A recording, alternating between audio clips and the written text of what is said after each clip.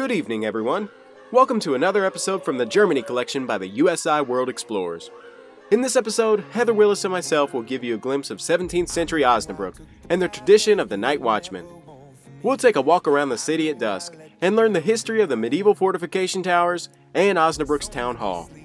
We'll also take a closer look at the duties of the Night Watchman and finally climb the Tower of St. Mary's for a breathtaking view. It all began in June of 1613, when the city of Osnabrück experienced one of the largest fires in its history. Within 2 days and 2 nights, more than 180 houses burned to the ground. In those days, even a small fire could lead to destruction on this scale, as many of the houses were made from wood with thatch roofing. It was apparent that something should be done to prevent these fires, and thus the Osnabrück Night Watchman were formed. A night watchman was considered an auxiliary police sergeant.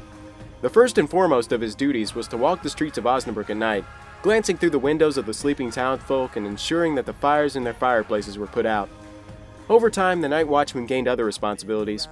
These included preventing crime and promiscuity after nightfall, and ensuring that those who were out after 10 had a reason and carried a lantern. In 1913, the last night watchman made his final tour through the streets of Osnabrück, ending an almost 250-year-old tradition. We begin our 2-hour candlelit night watchman tour in Osnabrück's town hall, where the Peace of Westphalia was sealed in 1648. These negotiations of peace ended the 30 Years' War and earned Osnabrück its nickname, the City of Peace. The occasion is marked with a dove embossed on the front door of the town hall and by this room.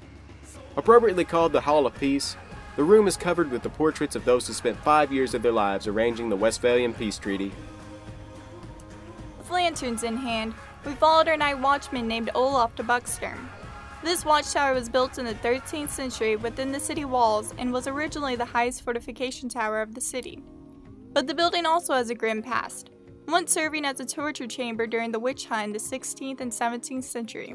Women accused of being witches were caught and tortured. Later in the tower's history, some prisoners spent years locked away there.